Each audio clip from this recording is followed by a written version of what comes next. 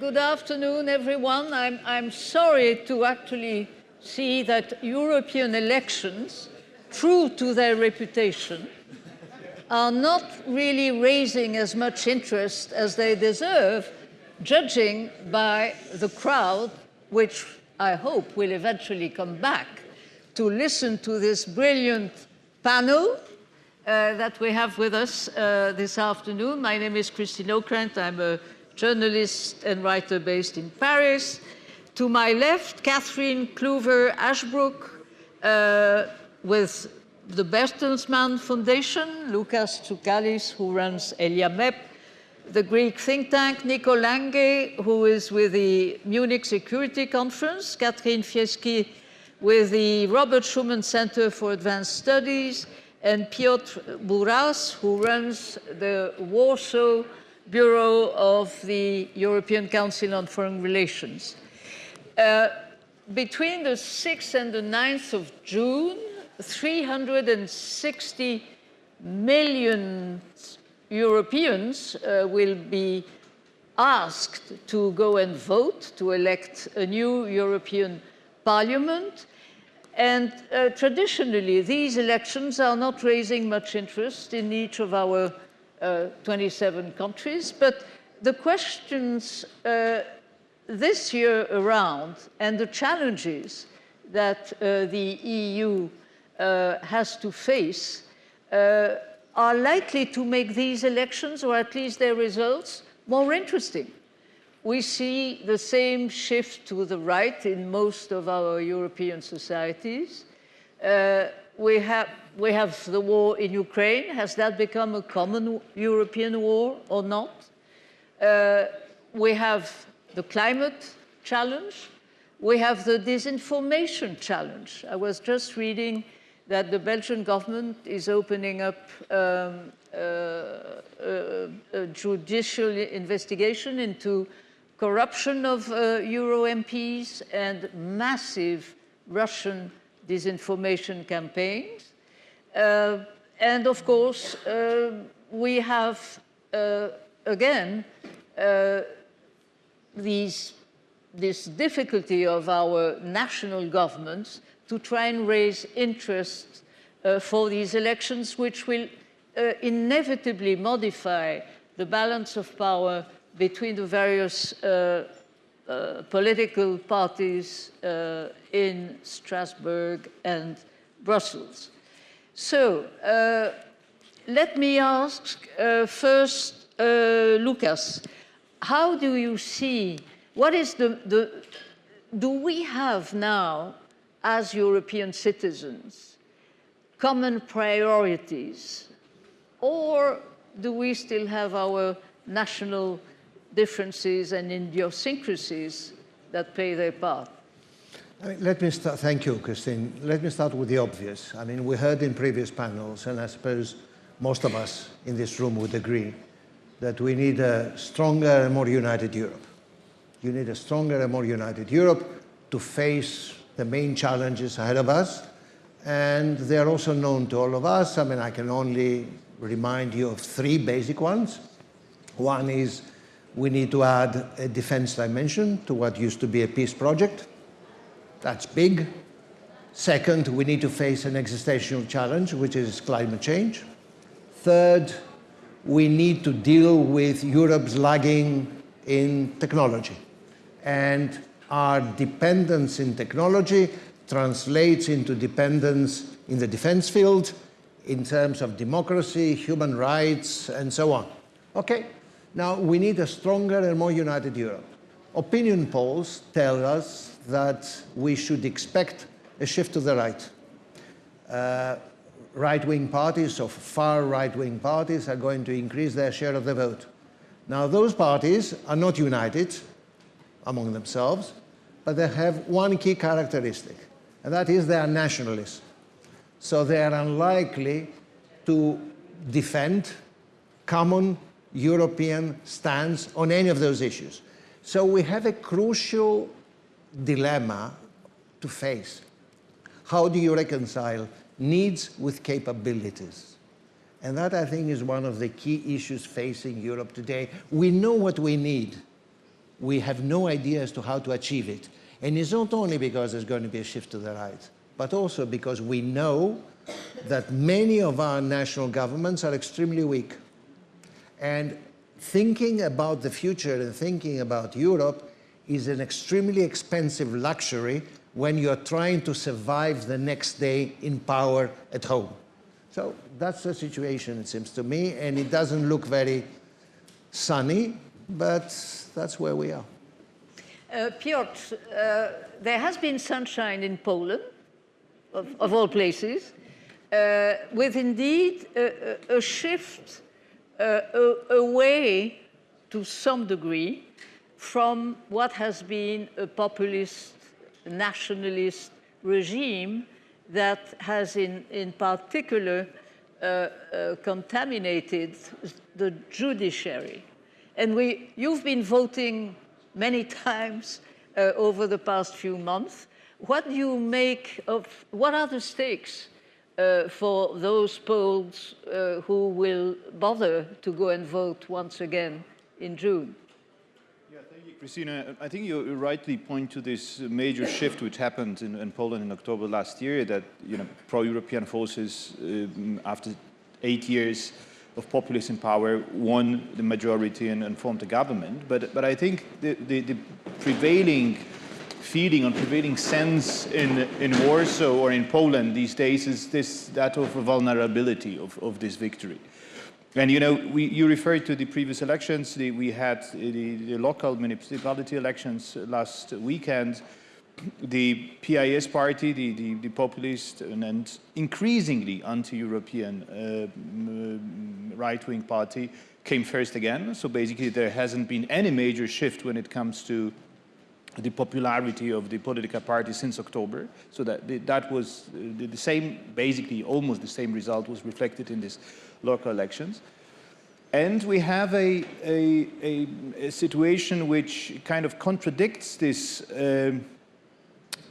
sometimes, in the foreign media prevailing narrative of Poland being now, clearly on the track towards, European leadership and pro-European positions, because we have a very strong opposition consisting of two anti-European parties, and the whole opposition is anti-European, so basically PIS and the Confederation, the far-right party. So we have a polarization between the government and the opposition along the line of pro-European, anti-European. And we have a situation where, when I spoke quite recently with a high-level Polish politician from the ruling coalition, who told me basically the main threat, because we are talking here about main challenges, main priorities, the main threat is populism. He didn't refer to economic security. He didn't refer to other issues which are very much on the minds of experts and policymakers. He said we need to fight populism, and then so what is behind? Behind is also a certain cautiousness when it comes to coming up with a very proactive pro-European agenda. So if you look at the government of Donald Tusk today and how he positions himself on migration, on Green Deal, on opening of trade with Ukraine and other issues, so you would notice that there is a lot of hesitance to embrace an extremely pro-European, pro-federalist, whatever position. So we have a situation, and I think Poland is a very good example of that we have this discussion, and colleagues in the previous panels referred to this phenomenon, that we have a great transition coming up, right? I mean, there's something really extremely important and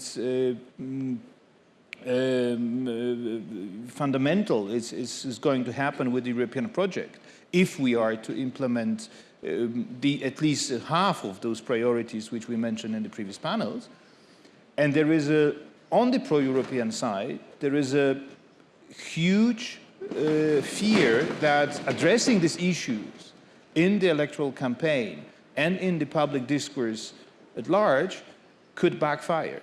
So there is a kind of widening gap between our ambitions and our ability to discuss also the trade-offs, as Yanis said, and the sometimes perhaps unintended consequences of what could this great transition entail. For example, when it comes to the relation between the state and market, when it comes to the national relation between national sovereignty and supranationalism, the role of the Commission versus the role of the member states, that there would be a massive shift, regardless of whether we have a treaty change or not. But we are not, for the reason that still this populist fear, a populist threat, is considered to be very, very dangerous and very substantial.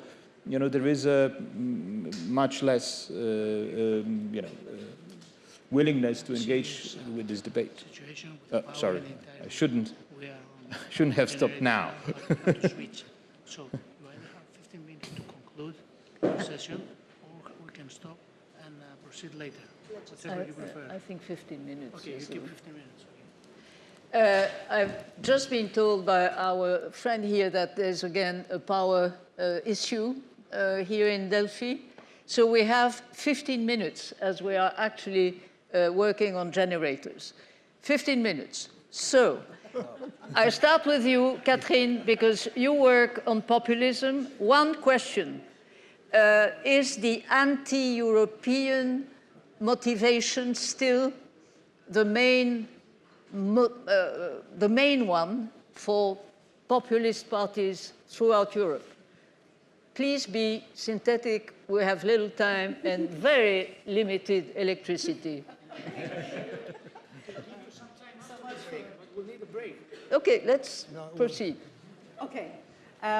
So I think that not all populists are the same. So we do have two groups in the European Parliament, and I think that these groups, although neither of them is particularly likable, you have group Identity and Democracy, where you would find the Marine Le Pens and the Salvinis and so on, who are much more really Eurosceptic and anti-European than the other group, that to some extent has rallied to the idea that they can wield a certain amount of power through this group, through ECR. So I would argue that they're not exactly the same.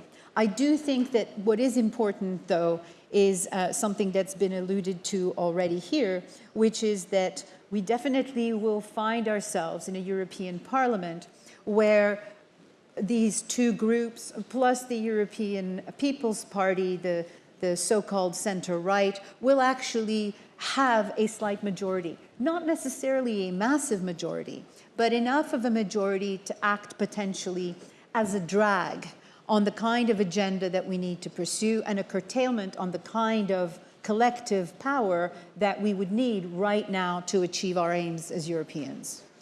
Cathryn, let me turn to you. It seems that your government is in a complicated situation, complicated coalition. Very diplomatic way to say that. Yes, I think so too. But on both extremes, both the extreme right and the extreme left, there is a rise of anti-European motivations and even rather violent. What do you make of that? What can be the result in June? Well, I think it's a very dangerous moment for Europe for Germany because two things are happening. You alluded to it. This coalition is already picking itself apart, never really found its own centering, and is already gearing up toward the 2025 election. So they're already hedging for coalition partners, if you will. They're already adjusting messaging. And in so doing, they're giving enough space for the populists that, exactly as you're noting, are being undercut by some of the strategic elements that Cathryn and I were discussing before and have discussed in the past, that there's sort of the strategic connection between populists across Europe and some of the strategies being used in the United States, that are undergirded by political violence, meaning to say bringing protests onto the streets that start with legitimate grievance. So the agricultural question, which will be a fundamental question for a next parliament, a next commission to address, issues with the cap and in sort of the global atmosphere, completely undercut. You can't rent tractors, by the way, in Germany right now, because far-right thugs have begun to rent tractors, dress up as farmers, and cause the kind of fray, the kind of street violence, the kind of upsurge. And so what Cathryn was describing is sort of the political view, I think, of what some of these parties will try to do within the European Parliament is thwart progress, say no, stall out. And that's sort of the strategy that is beginning to bind the far left and the far right in Germany. And because the government per se is either obsessed with itself, cannot map out a progressive vision for the country. And again, this is a moment where the fundamental business model of the European Union is at stake. Is interdependence, is working together, is compromise still something that can withstand the pressures of the major global powers? That should be the fundamental message in an electoral campaign. This government, so focused in and of itself, is lending power, is lending at least space to the dimensions on either side, making particularly, and the focus is not so much on the European elections in Germany, but on the Länder elections that follow almost immediately after, is giving sort of the populist parties too much space in the debate. Nico, how do you assess the impact of Russian interference?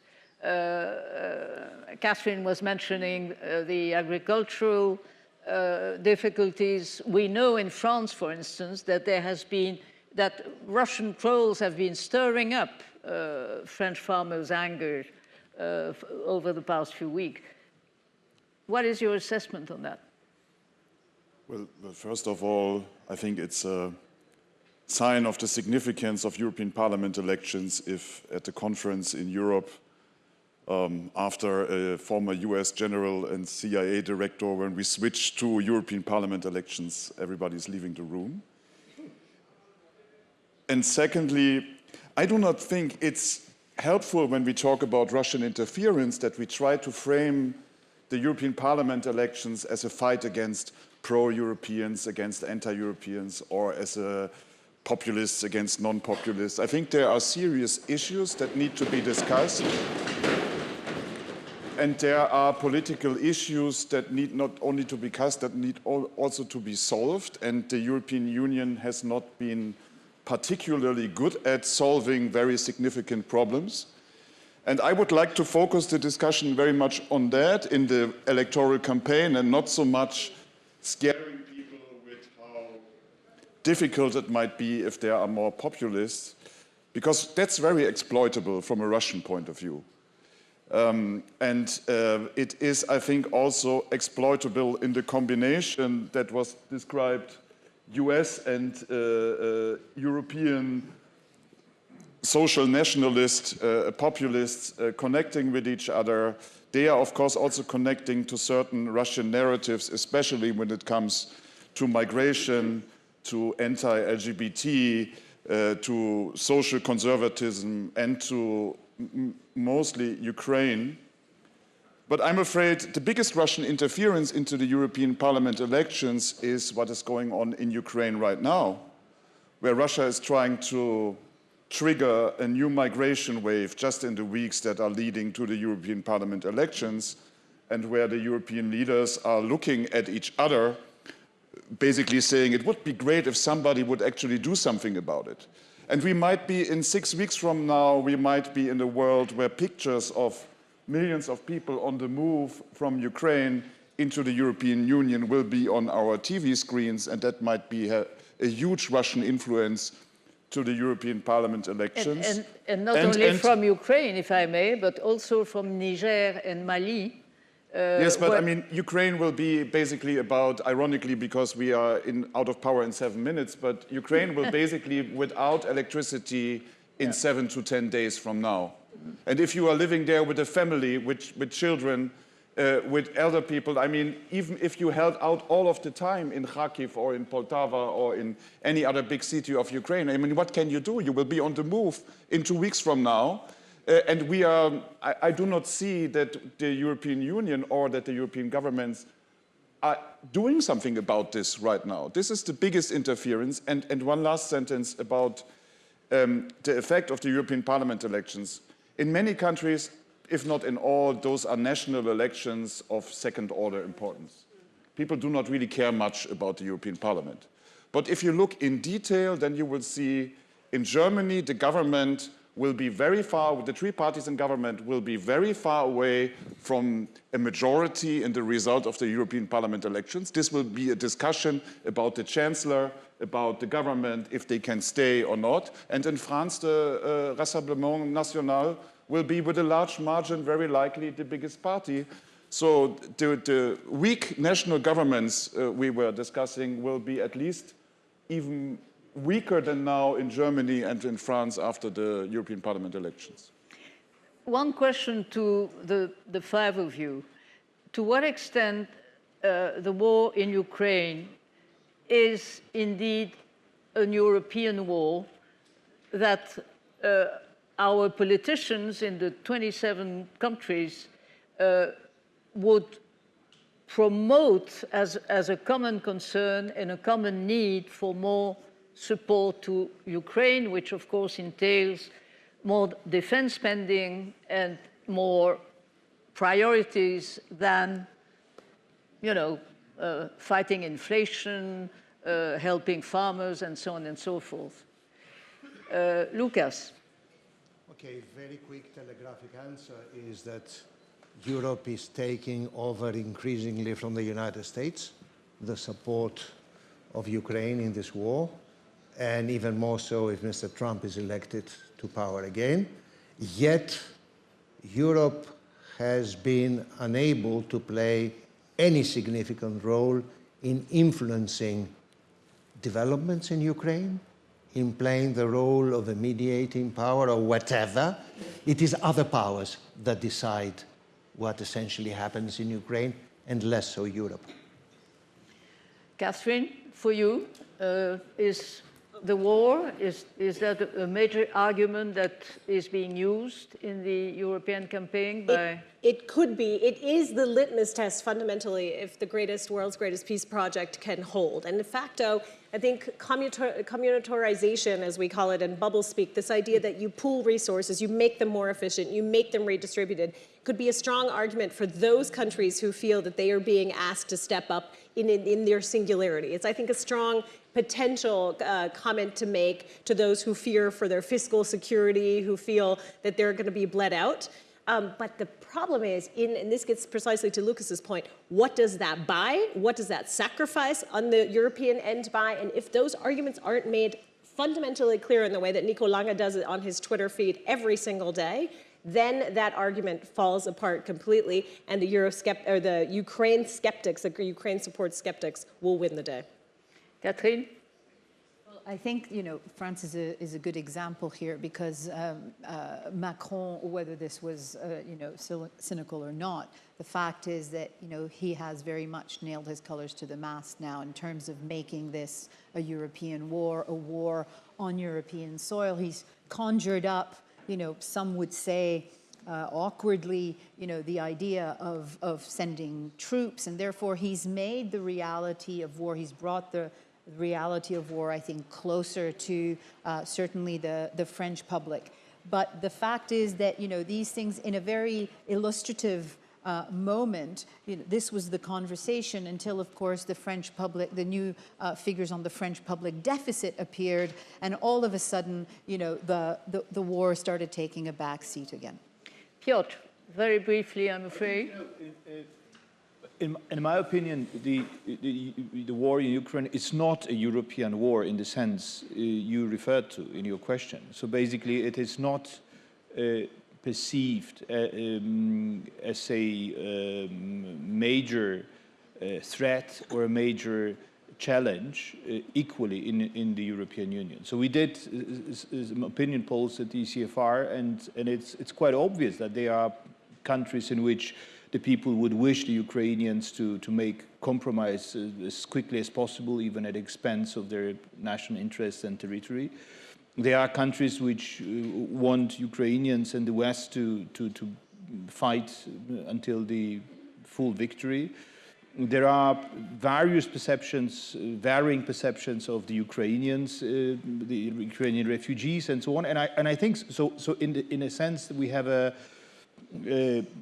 very kind of a rich picture of approaches to the war in Ukraine. And I think what Nico said before, it's extremely important, because we are talking now, how many, 2 months ahead of the European election, but in a month's time or in 2 months, at the moment of the election, we can have a completely different situation.